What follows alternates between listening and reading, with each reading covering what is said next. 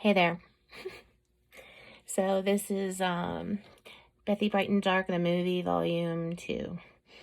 Coming at you live from the vanity where I have just managed to do my nightly skincare routine, which seems to be the only thing that feels normal in my life right now. So I'm kind of, no matter how crappy I feel or no matter how long the day was, and today was long, I somehow managed to do my 17-step routine. I don't know. I don't even, nothing makes sense. Up is down, down is up. It's another day, and it's another day in paradise. So, I wanted to fill you in on a few new developments.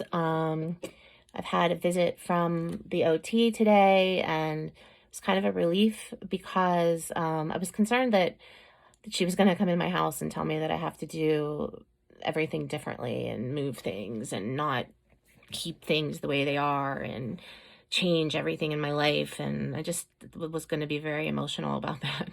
I have this fear, like some of my most major fears are so superficial that it's almost embarrassing to admit, but I have this fear of somebody telling me I need a hospital bed. Like, I love my bed.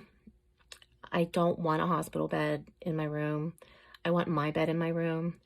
And several times while I was inpatient at West Penn Hospital, people suggested that I consider a hospital bed at home. And I was like, yeah, well, we'll maybe talk about that another time. But the OT did the whole, we walked around my whole house, which was frankly exhausting. And she basically gave me a pretty good passing grade on my setup.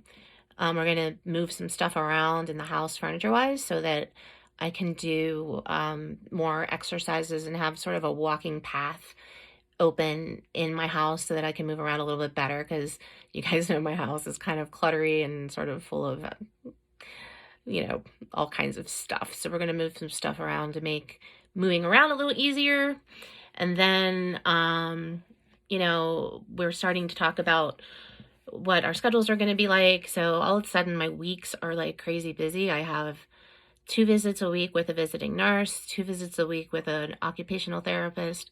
Her name is Lauren, and 2 days a week with a physical therapist whose name is Aaron, who I'm meeting tomorrow at 4:00. And I got to tell you, Aaron's a guy.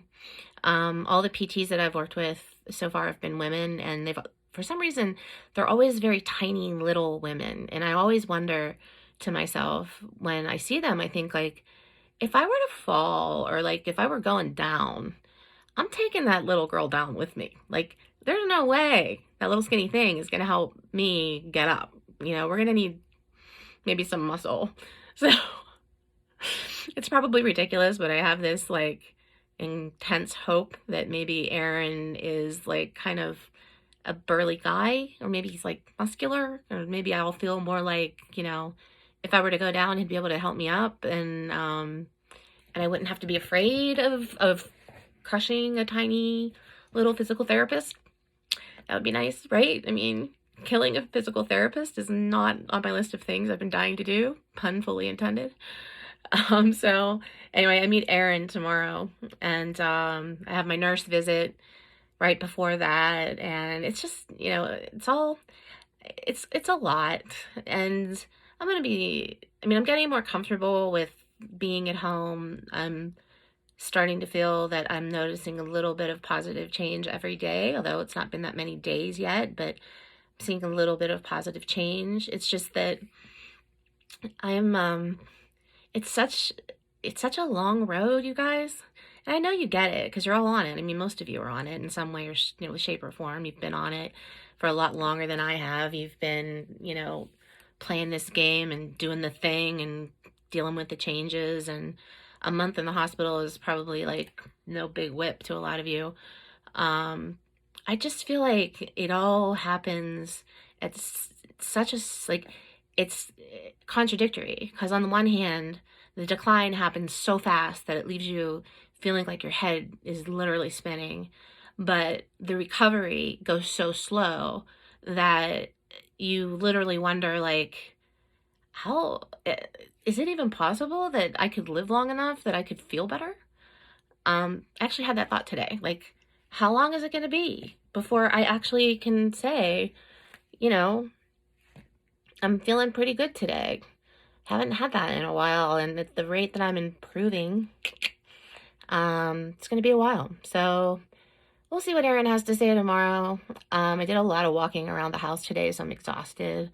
And I've got a thing going on with my cat. I have two old cats, and one of them is not well, and I think both of them might not be very well, but one of them is very obviously not well, and I'm having trouble doing what is necessary to take care of him properly. And I'm not gonna lie, it's really hard for me. I feel like I'm letting down one of the things I really love most in my life.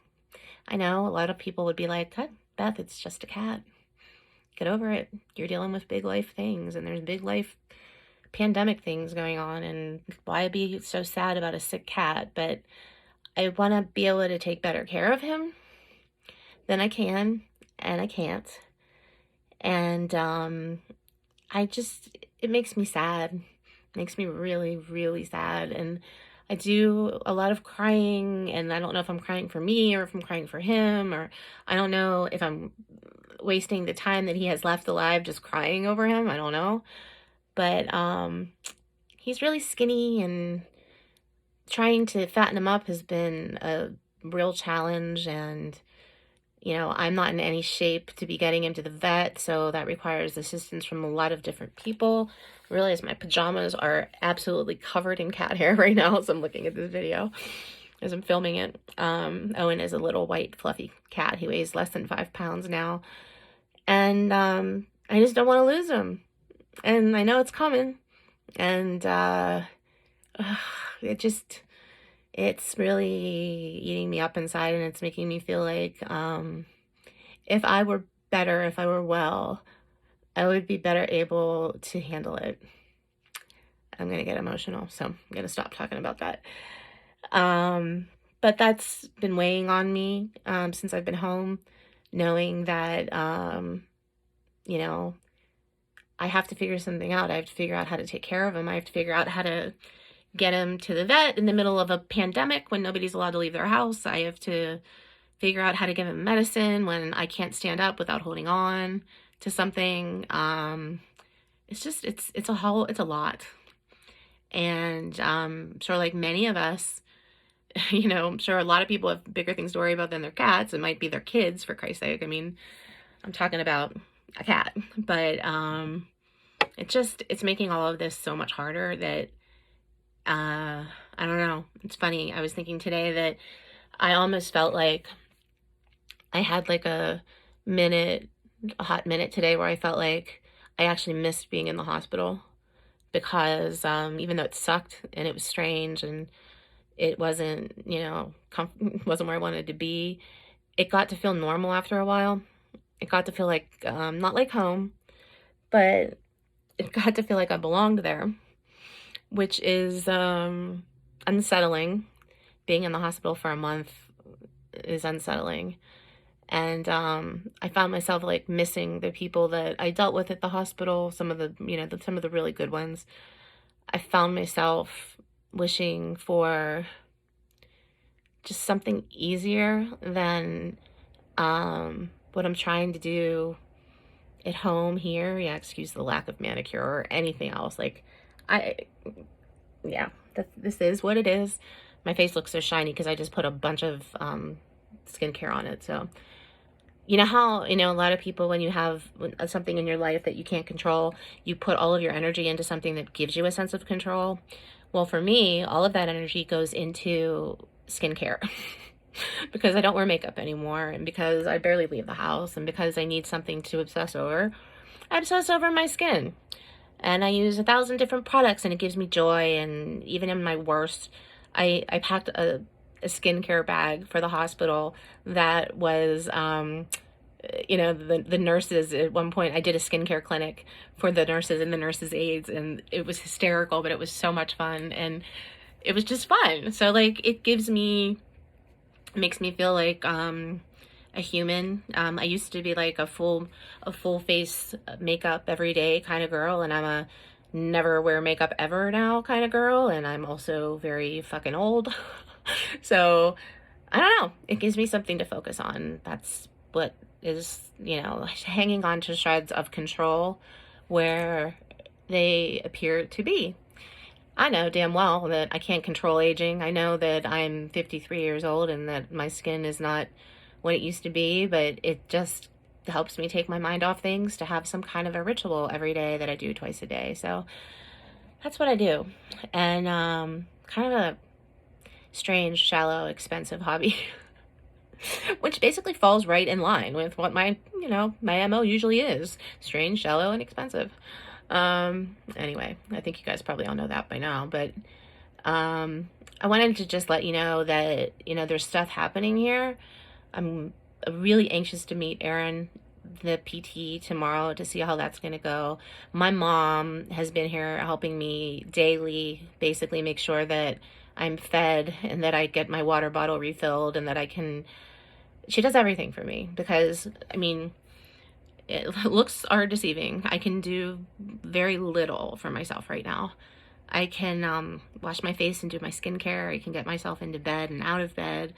But as far as daily life, activities of daily life, as we call them in the physical therapy, occupational therapy world, still pretty limited. And God, I am so lucky to have the mother that I have. She's 80. She acts like she's 60. She does, she actually made special food tonight for my cats. And I gotta tell you guys, that's even bigger than you think because my mom hates cats and she hates animals in the house. And the fact that she even did that blew my mind. And as if I needed any more proof of how much that woman loves me, I need no proof because she is, I don't know what I would do without her. But, we're starting to feel like roommates. We're together so often and we're so much alike and we're both super stubborn and we both want everything just the way we want it to be, and it's kind of fun. But now we've both taken on, trying to figure out how to fatten up Owen my cat, as a sort of joint project, which kind of cracks me up because it's not my mom's thing. So I'm in my jammies. I'm going to hoist myself into bed, watch a little bit of TV. I have to call a million doctors tomorrow. She's still on leave from work because having this comeback from this surgery is the hardest and most exhausting full-time job I've ever had.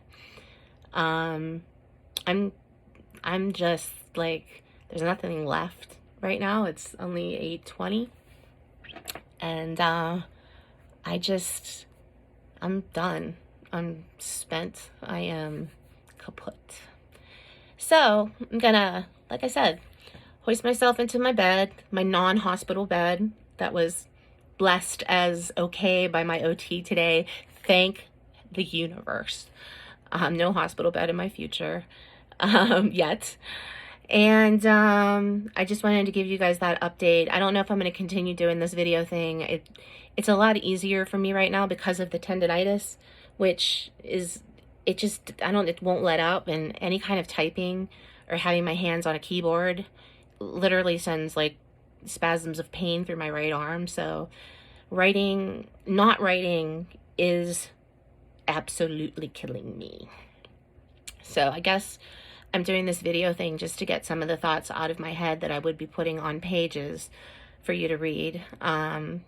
But since I can't do that right now, the video might be the next best thing. But I think someday when I look back on this, I'm going to regret posting these videos because they're so terrible. But, I guess at some point in your life, you got to get over your century of vanity and just move on and do what you got to do. And that's where I am. So it's going to be me in bed and Netflix tonight. I'm going to have another exciting day tomorrow, meeting some new people and having visits from a nurse and doing some PT and being evaluated and walking people around my house and showing them what I do and how I do it. And you guys have probably all been through this, and it's exhausting, but I'm so grateful that I can do it. And while everybody else is running around being freaked out by, social distancing and being homebound and, oh my God, I can't go anywhere. And I'm over here thinking, it's kind of what my life is like every day. It's kind of like what my life has been like every day for, I don't know, 18 months or so. So I'm not freaking out because I feel like it's normal life for me, which is sort of bad, I suppose. But in all seriousness, I'm glad that the world is taking the world at large is taking this thing seriously. And for all those people that are freaking out saying this is an overreaction and don't do this and don't do it, just stop. This is trying to contain something terrible from happening at an even larger scale than it has already happened. And I'm grateful for the healthy people in the world who are taking this seriously and not running around being sociable and trying, posting pictures of themselves on Instagram, having drinks with friends and saying YOLO, that kind of bullshit. I'm just not here for that. I'm really happy that people are taking this seriously, because I think this is, again, like, these are things that we haven't seen in our lifetimes. I know I haven't seen anything like this in my lifetime, and my lifetime is pretty long. And we gotta do what we gotta do to contain it. And anyway, I don't want to go off on a tangent on that. It's just that I'm really grateful that for the people that are taking it seriously and that understand how important it is to try to contain this thing before it gets even more pervasive than it already has. And it's so scary in places like Italy and others. And it was funny. There was not funny, haha, funny, strange, that I was discharged from West Penn Hospital on Thursday last week, and on Friday were the first two confirmed cases of people that tested positive with the coronavirus at West Penn Hospital, where I was. So, I mean, that was partially why I was so anxious to get out of the hospital. Is I figured, hospitals, not only I just don't like them, but I feel like if you have any kind of immune issues or immune compromising situations going on, or if you're in a high risk group like me, hospitals are not where you want to be. And that's why I wanted out of that hospital, besides the fact that I was there for 4 weeks, and 4 weeks was just about as much as I could take. So anyway, that was really kind of disturbing and weird, coincidental kind of thing. But tomorrow is another day of my mom coming over and waiting on me hand and foot, and meeting new healthcare professionals in my living room, and I don't know, not going outside because I can barely stand up. But nobody's going outside. So somehow it makes me feel a little bit better. That's probably revealing a little bit too much of my little black heart. Is that it gives me some solace to know that I'm not the only one that's stuck in my house. Oh, I can't even believe I said that out loud. But there you have it. So until I can write words again, maybe there'll be another video update. Maybe there won't. But in any case, I hope you guys are all well. I hope you're staying safe and socially distant. I hope you're enjoying or trying to enjoy your time inside. And when I have more to talk about, I'll either see you here or get a post out at you. Until then, I hope you all are very well, and peace out.